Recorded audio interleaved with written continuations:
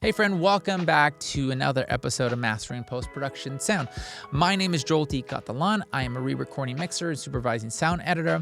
I've been part of the post-production sound industry for the past 16 years, and I'm here to empower you to navigate, believe, and thrive in the post-production sound industry. I am thrilled and excited to share a recent conversation I had with the supervising sound editor of the hit series for FX, Shogun, Brian Armstrong, MPSE. A little bit about Brian. Brian J. Armstrong, MPSE, is a distinguished supervising sound editor with over 18 years of experience in the post-production sound industry. Brian is a 3-time Emmy nominee, having earned nominations for Westworld and Deadwood, the movie. He is an 8-time nominee and recipient of the prestigious MPSE Golden Reel Award for his work on Westworld. Brian's recent projects showcase his expertise and dedication to quality sound editing. His credits include the epic TV series Shogun for FX, The Walking Dead, The Ones Who Live for AMC, and A League of Their Own for Amazon. Known for his collaborative work ethic and meticulous attention to detail, Brian consistently elevates the soundscape of both feature films and premium television. So, without further ado, my conversation with Emmy nominee Brian Armstrong, MPSE. Hi, Brian. Hi there. Well, first of all, let's get started and just say thank you for being here. I really appreciate you taking time. I know that it was really great because your name has always been one of those names in the industry that it's always out there. You're always working. We had never personally met prior to our interaction over at the Ankler, Art Spotlight in the Arts conversation. So, and I'll put, for the people watching this, I'll put the link in the description below. But it was great to connect with you. And, what I like about kind of just spending some time here is I just want to know about you. And I want to give you an opportunity to share. My audience is a small audience of aspiring post-production sound professionals. And I think what this whole mastering post-production sound and the mission is to empower sound professionals to navigate, to believe, and to thrive in the post-production sound industry. I just want you to speak to, those who are maybe watching for the first time or those who are on their own journey, just to share a little bit about like where you came from. When did you get the bug? What was it like for you when you knew, sound and that kind of journey? Take me through a little bit of just your story, really. The Cliff Notes version is it all started when I was a young lad. I got bit by the theater bug very early on. Okay. A good friend of mine who was a neighbor was in Peter Pan, and she was only in it like at the very end. She was like Wendy's granddaughter. Okay. But she flew, and it was like she flew and went out the window and crashed kind of hard, but it was like, that was really cool. That's cool. Yeah. And then around the same time, I found out that they were building a whole new cultural center in the town where I grew up in Vacaville, California. Yeah. Okay. And like I just wanted to be involved, and I had no desire to be on stage. They literally had to shove me on stage to like fill roles that needed filled. I wanted to hold the spotlight. I wanted to assistant direct. I wanted to build the sets. I wanted to wear all black and be with the cool kids. Yeah, all black. Nice. Right. And so, so that's kind of where it started for me. Like I always wanted to just be behind the scenes, making everybody else who wanted to be out there be their best. And that kind of carried on into college. I went to Cal State Long Beach thinking I was going to be an elementary school teacher, but after one semester, I went and switched majors to be a theater major. I stage managed 2 or 3 shows a semester. It was me and one other person who really wanted to do the stage management stuff, and so that's a lot of work too. Huh? Yeah. So, I didn't have much of a social life, but I absolutely loved it. And I still really do love the theater. That's awesome. And so then I went back to school to the Conservatory of Recording Arts and Sciences in Arizona. Arizona. I Yeah. thought I thought live sound is where I wanted to go, Sure. but there was too much math involved. No, I'm kidding. Too much math. Yeah.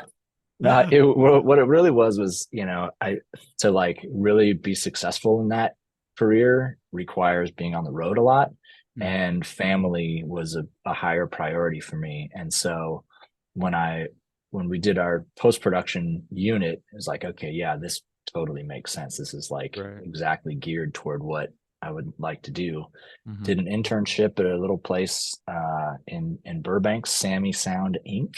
Nice. And then joined the union and never looked back. Ah, look at that. I love it. The Cliff Notes version with all the details, of the ups and downs, the journey, the curiosity. I talk about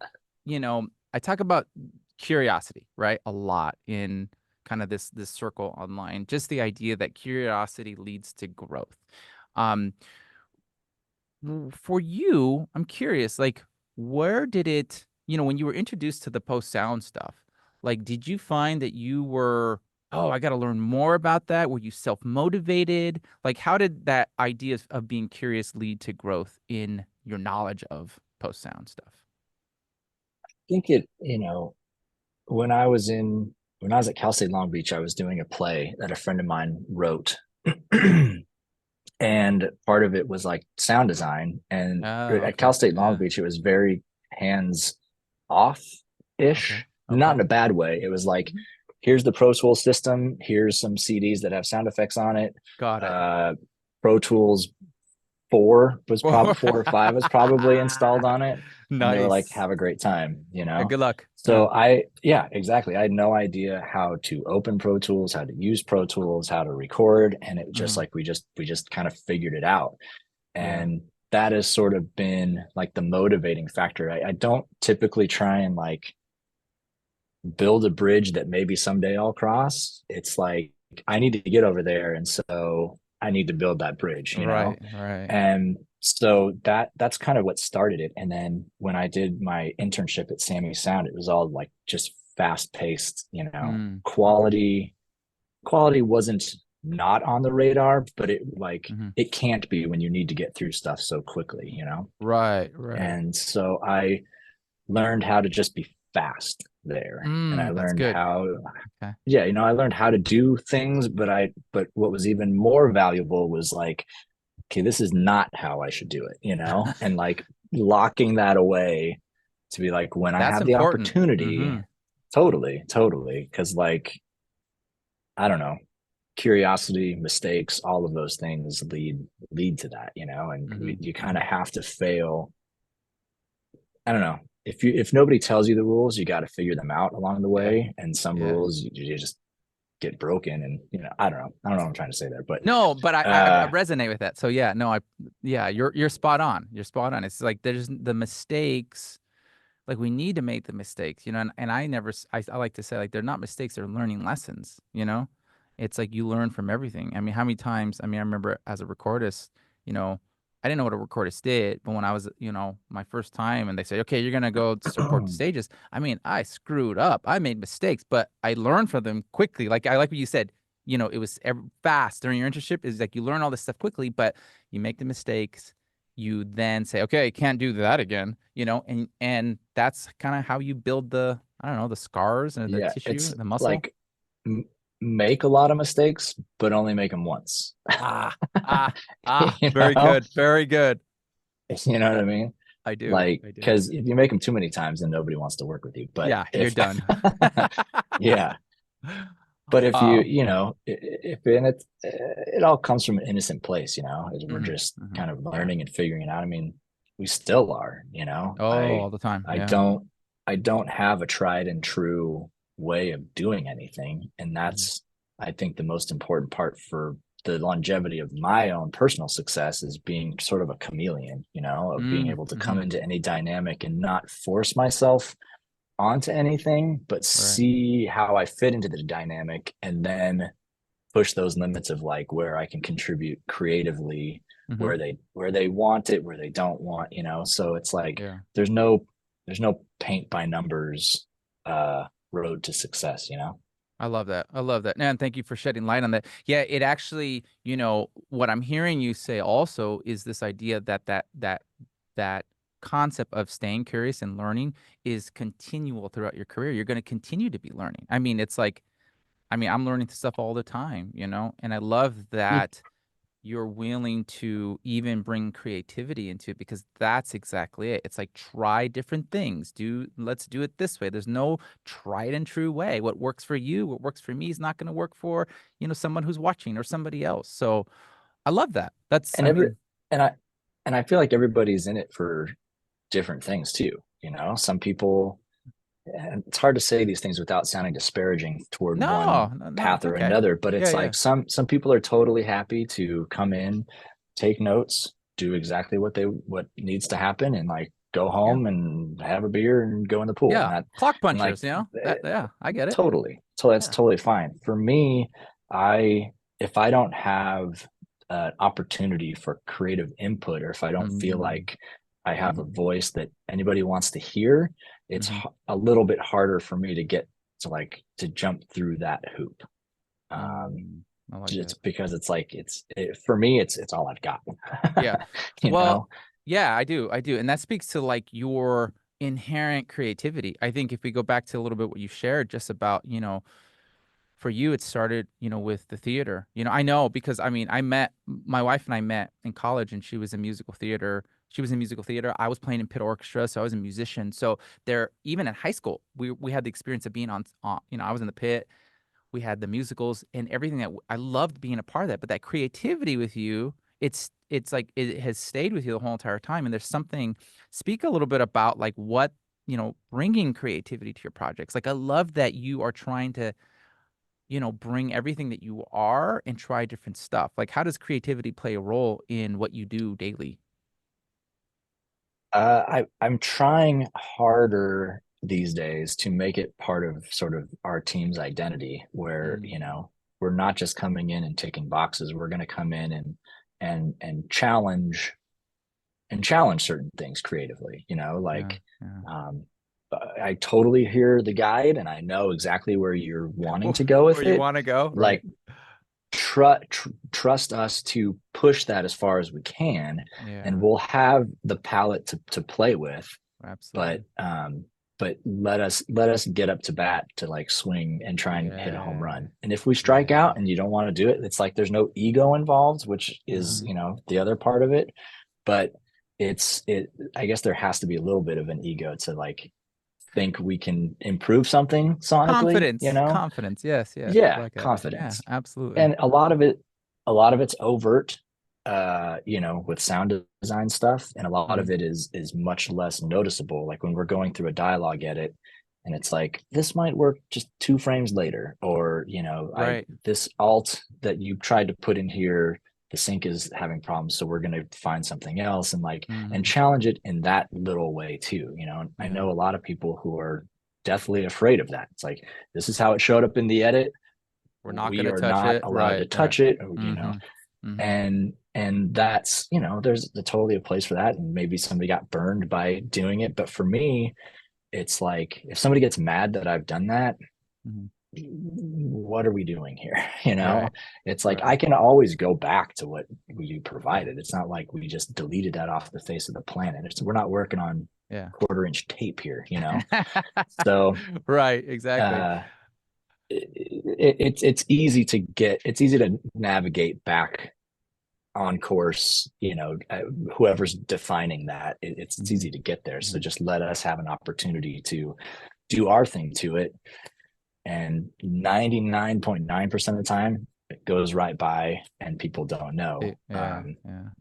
or maybe they know, but it's like, they're just watching it and it's not bumping for them, and that's Yeah. that's the invisible art of sound. That's what That's it. we're meant to do, is That's to it. not be noticed. Right, exactly. When they start noticing, you're like, oh, maybe I overdid it. But that, that speaks a lot to just what you bring to the table each and every time that you are meeting with, a new showrunner or people that you have worked with in the past that have trust. Really, it's building trust. You've built credibility, because I talk about credibility a lot. There's a stage in our careers where we are doing the hard work. We're showing up. We're putting in the time. We're going the extra effort. We're not just, coming in, pushing the faders up or doing our edits, turning them in, and then, that's it. We're actually bringing more to the table. And it speaks a lot to, Right. what you have done over, the span of 18 years or so, right? And that your clients trust you.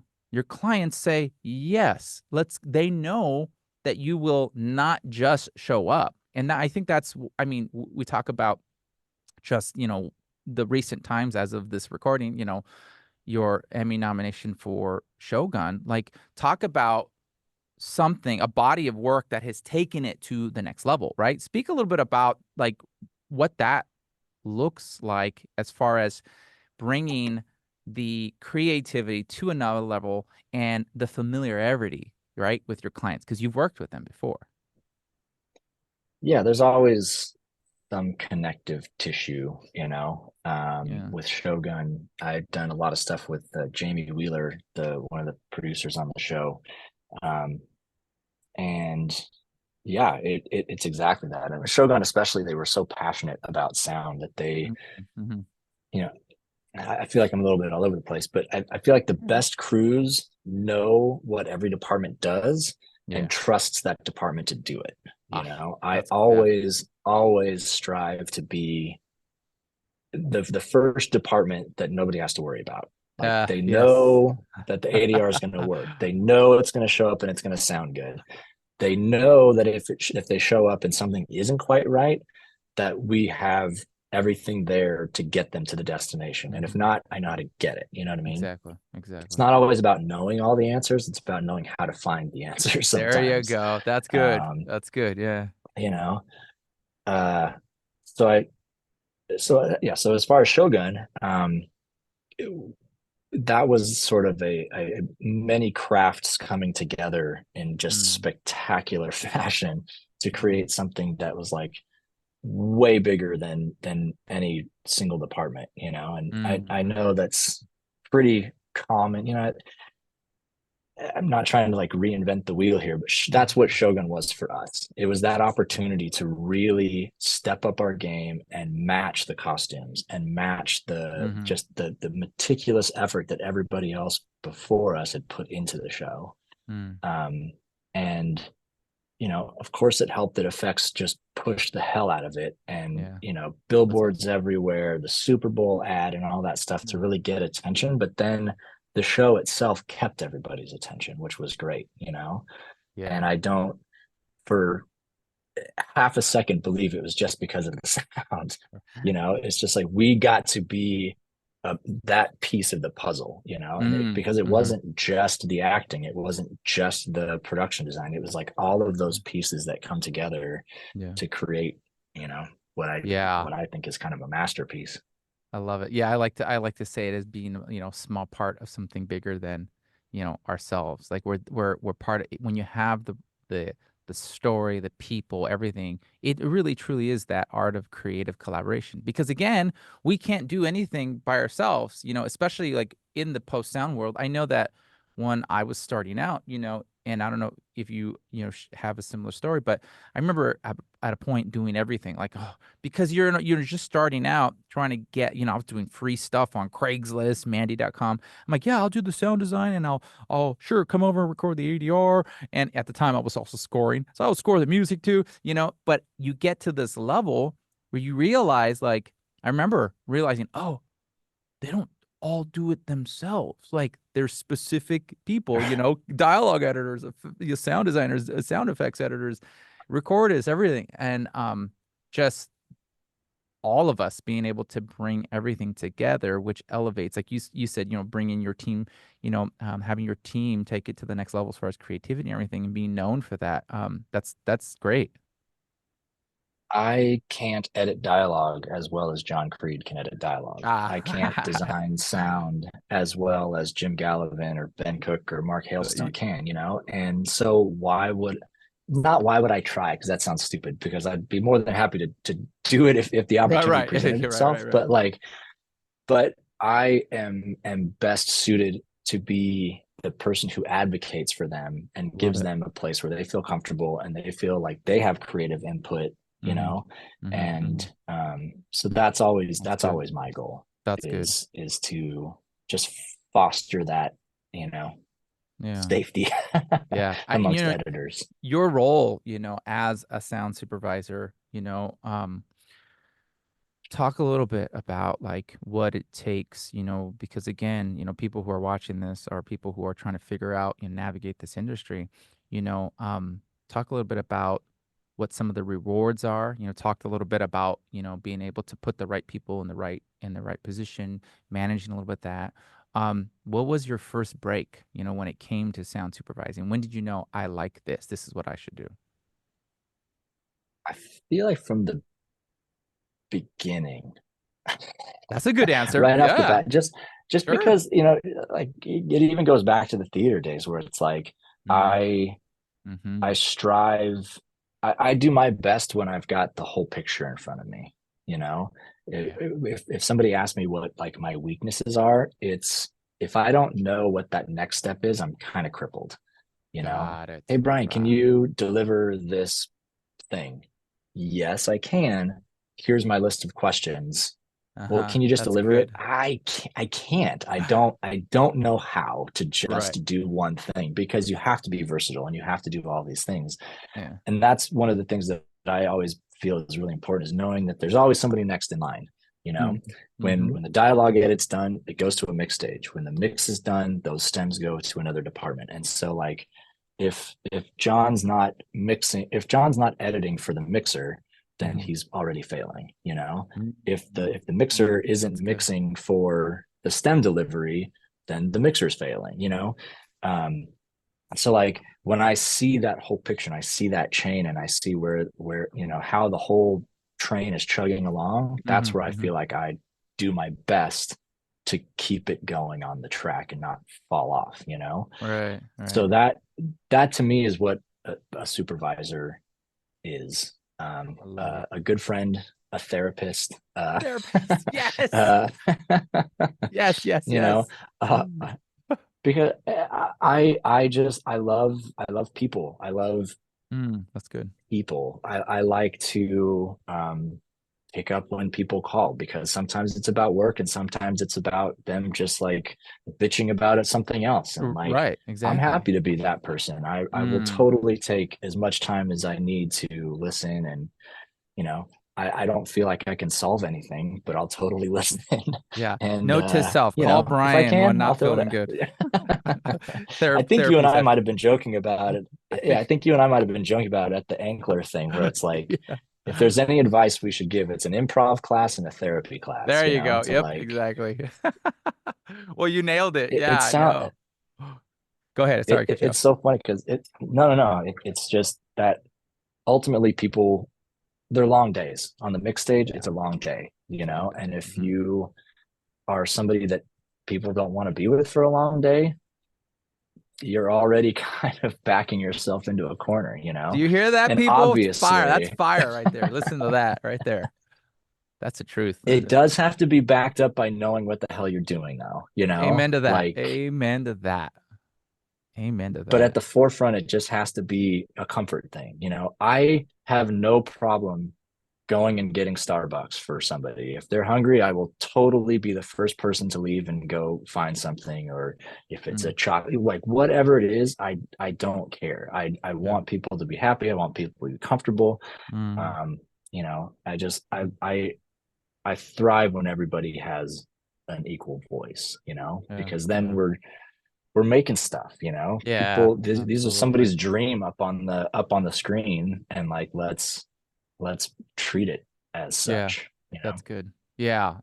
Brian, that's just like you're speaking my heart. I talk about this all the time, on this channel and, in any kind of post I can put. It's the idea of, you know, yes, you do need to know how to edit. You need to know how to mix. You need to know how to do the things when you sit down to do the things, of course. But it goes beyond that, it goes to, are you a good person? Do you like to be around with, us? Because you're right. We spend how many hours at a time in a dark room with each other? Like, you better believe you're getting my nerve, man. I'm going to be bothered, right? So let's be good people. Like, on top of that, I've seen so many people in this industry really hit me coming from the music world to when I first started. I was like, oh, like not everybody's the greatest. But you know what? People that have awesome attitudes, great communication skills, good with people, man, they're working all the time and they get the job done. Yeah, somebody may be able to go faster or have a better idea, but you just spoke everything that's just so close to my heart, because it is about the kindness, the generosity, the people. We putting something on, like you said, the vision of our showrunner, our director, our producers, things like that. So Brian, man, you are like, that's it. That's what it's about right there. And I hope that everybody who gets to Yeah. watch, they get a glimpse into your really, Brian, I'm gonna go that really your heart in this industry, because I'm telling you, this, there's a lot of people in this industry who are they can be like, okay, but when you have this attitude, everyone's listening, you have Brian's attitude, this is the attitude, like it makes you want to work for you, like I want to work for you. People want to work for kind people and work alongside with kind and creative people. And I'm sure on some level it's because I'm scared to death of trying to do it all on my own. I mean, We all are. it's Yes, like we all are. I I think the biggest word that maybe hasn't been talked about yet in this vein is the trust that has to happen, Oh and all yeah. of that is wrapped up in the kindness and all of that. But it's like I I I work hard to gain people's trust, and I give my trust very easily. It almost feels like you have to lose my trust first. Mm. Wow. Yeah. I'll come in with like just trusting that it's all going to happen, and you know, the biggest I think struggle sometimes are like, and this is great that maybe you and I are having this conversation, is with mixers who Mm. have sort of a way that they like to do things, and Yeah, they're set. We're set in our um ways sometimes. Yes, yes, yes, absolutely. I've seen it. sometimes I've sure, seen it. but it's almost like a shift, a mind shift from like, I don't know, just that the collaboration part of it, Yeah. where it's like nobody's on an island here. Mhm. I'm not gonna, I'm never gonna take, first of all, I never take credit for anything, which is like maybe a fault of mine. I always give the credit to everybody, to the team. Yeah. I don't like Mhm. talking about myself. I love talking about the team because they're incredibly talented. Yeah. Yeah. And, on that mix stage, I want them to trust that what we're delivering is going to be hopefully a step up above what other people deliver, you Mhm. know? Mhm. And the first thing I tell mixers, for example, is like dialogue mixers, just put everything in bypass just for like the first few Yeah. minutes. Right. Hear what's there. Mhm. Mhm. I think there's and it's not anybody's fault, but I think there's a really big problem in the industry of like just a lack of time. I mean, you don't have the time, you're not able to Absolutely. treat stuff correctly, Mhm. and everybody's in triage mode as Yeah. opposed Right from the to start. Mhm. Mhm. mixing mode, and Mm. so Mhm. when we deliver stuff, I like, my goal is for you to mix. All I want you to do is mix. Don't come back and say, hey, I need to know why every single ADR line is here, Yeah. because if it's for technical things, I can probably fix it. It's like, trust trust me. Trust. Yeah. And Exactly. I'm not saying don't, because I also have to Yeah. trust you, right? But Yeah. it's like, trust that we have more time than you do to explore these Mhm. things. Yeah. Sometimes we're I sitting down know for the the very dynamic, first time watching it, right there, and you've spent right? weeks on it, you and your team. Absolutely. We've spent multiple minutes, Yeah. multiples of minutes on there. And so it really is just like, you know, trust that we've gone through this. Yeah. You focus on the mixing part. Something pops up, totally. Let's Yeah. talk about it. And like, don't take too much time trying to Yeah. fix editorial stuff. Yeah. Um, we're all just too attached to it. You know, if Mm-hmm. I show up Mm-hmm. and there's an ADR that's not playing that I intended to play, it's a little bit of the, like, you know, the little hairs on my neck On your stand up, back. or, Yeah, you know, yeah, yeah. I can get a little prickly, but you know, it's, again, it can easily be undone. It Yeah. just, as long as we're all able to like hear that Mm-hmm. and Mm-hmm. you know, act accordingly. Yeah. Yeah, that brings up a good point as far as dynamics go, because you're right. There are dynamics, with mixers, supervising sounders. A lot of times you don't see the editors anymore. Yeah, they're working remotely, they're shipping their stuff in. Um, that you do have to navigate. And it is for when you do and you have the fortunate opportunity to work with people that you're accustomed to, you build a workflow, you understand, you build that trust. But really, going to the credibility point that I talk about a lot, this is the where you're gaining the trust of everybody. And you're right, because I feel you on that. It's like trust, and that's the same my approach too, is trust that we're going to bring our best to this and we're going to work together. If there's any hiccups or things, they're going to be taken care of. Like you said, something, okay, if something got by, I'm going to take care of that. But in the end, I feel you 100%, because I've also been on the other side, mixing effects with maybe another dialogue mixer who I'm not accustomed to, who's got a big personality per se, sort of from that era of like mixers were gods back in the day. Um, that's not the approach that I try to emulate. I want to have the approach of, I'm going to sit at the console that everybody's collective geniuses have been put together here, on the board, on the desk, and we're going to work to this, because there's no one needs to be yelling. I mean, I've worked with people who cut these backgrounds, get them in.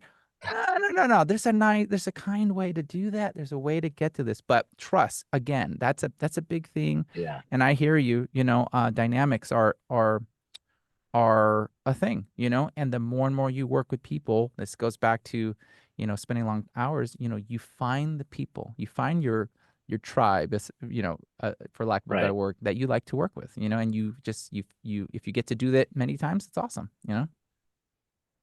I think that's one of my like favorite parts, is like overcoming those things, you know, Yeah, where yeah. I come into a situation where, you know, everybody's got their guard up, and it's like, how is this going to go? You know, I got to make sure that I protect, these are my clients, and this is my Right. whatever, and this is my Yeah. whatever. And it's Exactly. like, no, this has to be done this way because it's always been done this way. And it's like, trust, trust the process, just for one, whatever, minute, day, mix, Exactly. whatever it is. And more often than not, you know, it's Mm-hmm. like, okay, yeah, I Mm-hmm. get it. I get it, you know, Yeah. Yeah. and it's I don't know. Uh there's an artist, Billy Strings, music guy, bluegrass guy. Okay. I saw him, and this is a really random story, No, I love but it. I love it. he had another guitarist come out, Derek Trucks, come out and play with him. And he was like, I've never met this guy before, but here we are, we're playing. And That's he's like, awesome. it's almost like, he's like, I equate it to like dogs meeting each other and like sniffing each other's butts and like feeling Yep. them Yep. out, They you do know? their thing, right? Like when I come onto a new mix stage with new mixers, there's that initial like, 100%. I'm not sniffing any butts, but you know, it's like, are we, do I need to pull my gloves out Yeah. and like really Yeah. fight Yeah. It's for a little this? Or dance. can it just be Absolutely. like, yeah, Uh-huh. yeah. Mm-hmm. And I don't think, I guess if I thought hard enough, I could find somebody, but generally it works itself out, you know, Yeah. Yeah. whether it's me letting go of something or them letting go of something. It's just Yeah. like, all I care about is that the show airs on television with a soundtrack, Yeah. Yes. you Yes. know, Yeah. Check the egos at the door, everyone. Here we go. Um, please. yeah, wow. That's no, thank you for sharing all that. It's just, I get you, because I know that dance, and I know that, I mean, I remember sitting with certain people, and just being like, oh, like also thinking, what are they going to think about me, and Sure. always trying to bring my A game, and always trying to be, the one that they're not waiting on. And really attitude, character, being just, a pleasant person on the stage goes a long way, has gone a long way for me, at least those last 16 years.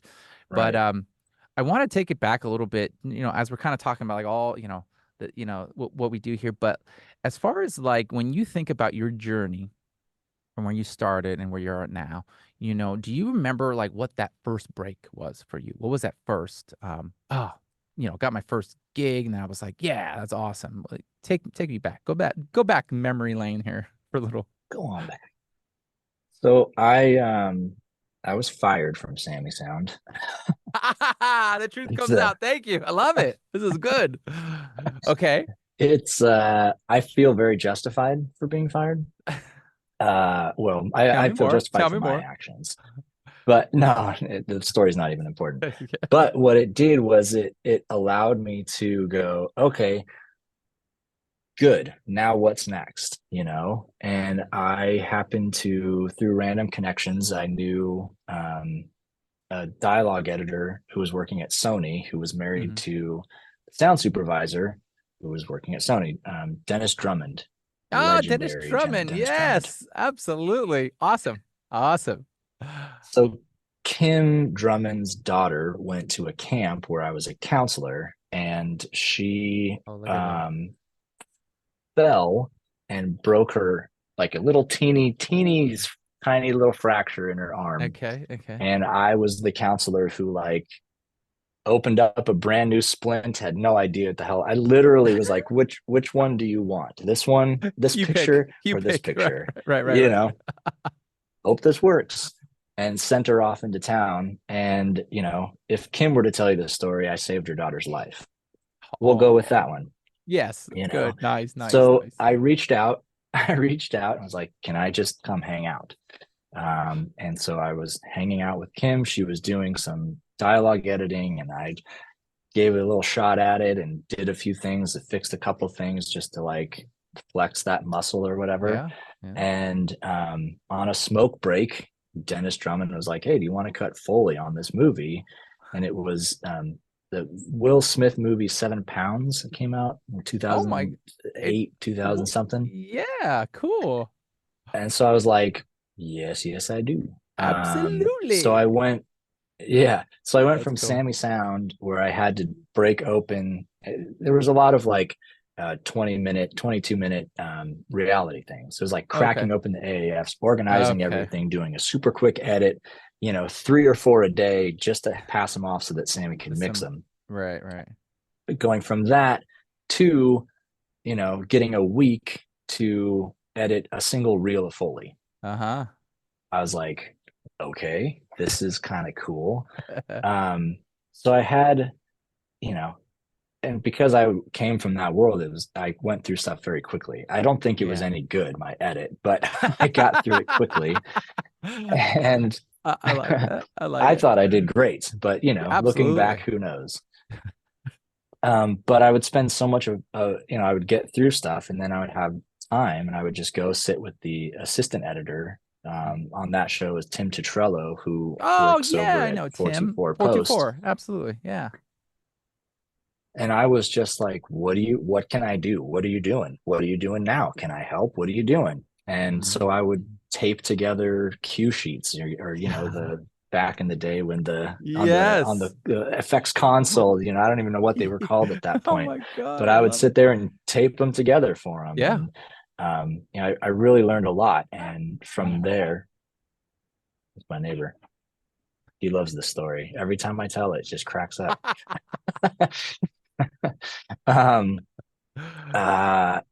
So then, he went back to 424, and I came with them and got to do a lot of great movies with them over at 424. But that's awesome. But I remember, everybody's got this story. I remember going to the movie to see 7 Pounds and like seeing my name go up across the credits. And it was like, I told my wife, I was like, when this gets old, when I don't like get kind of excited seeing this, like I have to find something else to do with my life, Yeah. And it's still cool when I see, when I see my name. And that's the second thing I do. The first thing I do is I fight for time to get the editors as much time as I can get them. The second thing I do is fight for their names to be in the credits. TV is awful. TV is terrible. Terrible with it. Yes. we're lucky if it's the mixers and me, you know? And Yeah. so I Yeah. always try to get more names in the credits. And, Mm. um, but Good anyway, for so you. I yeah, love that. I love that. that's my Genesis I story love there. that. Yeah, we all have that story, and gosh, we it's like if you didn't get fired, like you never would have got that opportunity. Who knows? Maybe a different opportunity would have looked something different. That's why I'm like, everything happens for a reason. It's okay. Don't worry. When one door closes, another will open. So that's I love that story. Thank you for sharing. I mean, talk about Yeah. like this Yeah. the perseverance. I mean, I heard, the curiosity of asking, hey, what are you doing there? What are you doing? Staying persistent with that, trying, helping Tim and everything.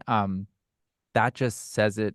That says it all. And I think for anybody watching, those who are navigating this industry, it's like that's the attitude you want to have. You want to have the attitude of learning and say, what can I do? And you never know what doors will open or who will fall down and break, hurt themselves and you could Well, save. no, and that's totally, and that, it all just kind of circles back to just being a good human being. I feel like that's That's good. hopefully my best quality. I don't Yeah. care what people think about my ADR edit. Like Yeah. I just want to be a good person to Yeah. people. That's good. A That's lot of good. people, I think it's easy to resign yourself to say, oh, I'm going to wait for that lucky break. Yeah. No Yeah. pun intended, actually, in No. this story. But I think we make our own luck. Like Yeah. if you kind of are sitting around waiting for it, but um, I don't know. Was it luck that all of that happened? I guess, but Yeah. me Uh, being who I am, putting myself in those situations. yeah. Yeah. Yeah. I like to call luck, being Something, at the something intersection has of. to break at some point. This is the truth. Oh, No, sorry, go ahead. something has to break. Absolutely. No, I'm just saying, like, luck for me, it's like I've heard it many times of being at the intersection of opportunity and preparedness. You're prepared, you've done the work, Mm. and then what gets to happen is your character gets to shine. You're prepared. You know this, you know that.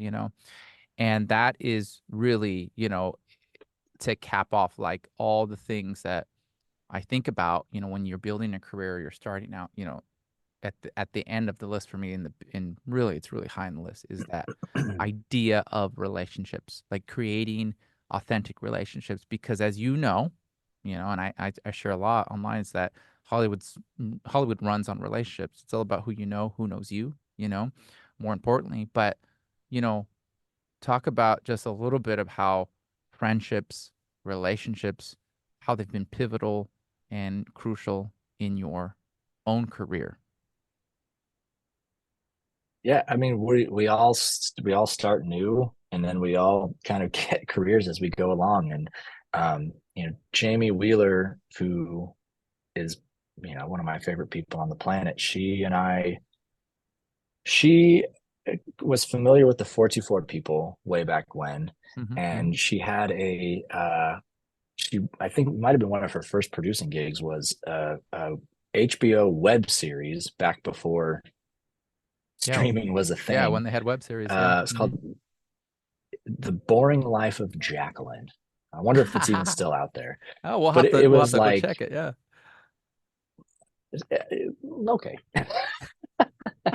It was very much like that guerrilla style of everything. It was like a really small budget. Because they were webisodes, they ranged from 5 minutes to 12 minutes, maybe more, Hmm. but it was shoestring budget. And since I was the new guy at 424, they were like, hey, help you two take care of this, and you got it. So Yeah. Jamie Yeah. and I like did it all. And when I was ready to kind of move on from 424 or just find like other opportunities, I reached out to her. It's like, hey, if you've got anything, let me know. I'm doing Hmm. dialogue editorial. And Good. she was like, oh, okay, cool. And then I cut the first season of Bates Motel, the Oh, dialogue, yeah. Okay. Mhm. and with a company, Atomic Sound, Tom Yeah. DeGorder. Yeah. Tom. Hmm. And at the same time, I was cutting dialogue at Sony. They were like, yeah, we were having some trouble with this little show. And so you want to try it? And it was Homeland. And I was like, Oh, yeah. Yeah. Yeah. okay. Yeah. Uh-huh. I don't think I wouldn't trust myself with that, but sure, I'll give it a shot. Um, And and so there was kind of a back and forth of like, Tom wanted me to cut season 2. He wanted to do more stuff with me in Atomic Sound, and Sony wanted me to keep cutting there. And so I was like, well, I really want to supervise. Like, that's kind of where I want to go. I want to step out of the editorial world and supervise. And so Tom gave me the opportunity to do that on season 2 of Bates, and I stuck through the rest of the show through the 5th season with Jamie. And so that's always sort of been like, we've been growing up together, I like to say. And a lot of times we got to work together and a lot of times we didn't, but we were both still growing. And when Shogun came along, it was like we're both adults now, and we both get to like play in the big world. And so that, I mean, that's like the perfect example of that. I love it. So many times you work on stuff with people that maybe this person's going to make it, maybe that person's going to make it, and it's a total gamble. But that one paid off.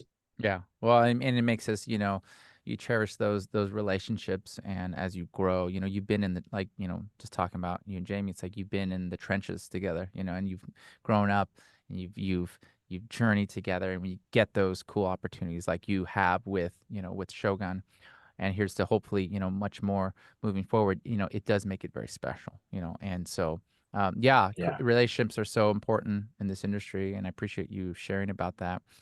As I want to be respectful of your time, as we wrap up here, I'm curious, what you would say to this if you could go back to Brian, 18 years ago when you started. What do you know now that you wish you knew back then? What would you tell younger Brian about this whole journey? It's all going to work out. It's all going to work out. Just have faith. It's going to work out. I love that. Yeah, no, it's like, I would say, thank your mom and dad already. Like, they kind of know, as teenagers, whatever, you rebel against it or whatever, and you kind of come back to it later in life. And it's like, my mom said the dumbest things, like, it's who that gets you there and what that keeps you there. And I'm like, that sounds like a inside of a Snapple bottle, Mom. But here I am, like, there you go. It's Thanks, relationships. Mom. It's relationships that open the door, and then it's our skill set that like allows us to confidently walk through and 100% make a show sound great. So I would, just you're gonna be fine. I love that. I love that. Is that a bad answer or a good answer? I don't know. No, Brian, no. I love it. That is not a bad answer. And the reason I say that is I have this, I don't know if it's just the positivity in me. I mean, positivity is like my number one strength. But I always believe, like, that, I got this, you got this, it's going to be okay. Everything's going to work out. And so that really does resonate deeply with me. And hopefully, it resonates with our audience here who have a passion and a dream, really, because I think in the end, it's, for me, being part of this big, machine or big engine, thing that we call Hollywood and everything, it goes beyond just that. It goes, for me, it goes deeper. It goes for, it's the relationships. It's the opportunity to be part of something, a small little part of telling some of these beautiful stories. But in the end, everything's going to be okay. Like you said, you're going to make it. It's going to be fine. just have faith in your dream and believe that it's going to happen. So, well, I get more sleep, eat more veggies, and drink less soda. There you go. I love it. I love it. Listen to that. All right, all you younger versions of ourselves and younger generation. I love that. I love it. Well, I cannot thank you enough, Brian, for taking time out of your busy day as you go, to work after this. But congratulations again, at least at the timing of this video, for your nomination for Shogun. Best of luck. And enjoy the ride, well deserved, and congratulations to your whole team, because I think anybody who's watched any of that knows what went into that. So again, huge congratulations and thank you for taking time. Awesome. If any of you are interested in checking out Brian's, I'll put his information below, where you go check out his list of credits and stuff like that. But thank you. My home You're address. awesome. Come on Your over. home Take a address. dip in Yeah, the pool. he'll make dinner for you. No, but Brian, thank you. I appreciate you very, very much. You're the best. Thank you. Thank you. Thank you. Well, that's it for this episode of Mastering Post-Production Sound. Friend, I hope you enjoyed that conversation with Brian. Special shout out to Brian for taking time to chat with me and go down memory lane, share a couple of his experiences. So hopefully you can feel inspired and encouraged on your journey navigating the post-production sound industry. If you're new here, I would love for you to consider joining our tribe. Head over to masteringpostproductionsound.com/join us to jump on our newsletter. This newsletter, I'm going to let you know every week when a new video is released or when I announce new opportunities to work closely with me. Friends, recently we just had our very first in-person masterclass, The Art of Film and TV Mixing. It was an awesome event over the weekend. I was so thrilled. The energy was just oozing here on the mix stage. I was joined by a wonderful colleague and friend, 4-time Oscar-nominated re-recording mixer, Jeffrey J. Habouche. If you missed this event and you want to know how you can be part of the next in-person event, make sure you go join the wait list. Okay, all the information you need to know will be below. But if you also missed this and are wondering, how could I be a part of that? Like, is there any way? There is a replay, folks, and I'm so thrilled and excited for that. So head on over to masteringpostproductionsound.com/the art of mixing replay to learn all the information you need to know how you can grab a copy for yourself. Okay, friends, that's all I have. Thanks again. I appreciate you. I will see you in a video over here somewhere on the side or in next week's episode.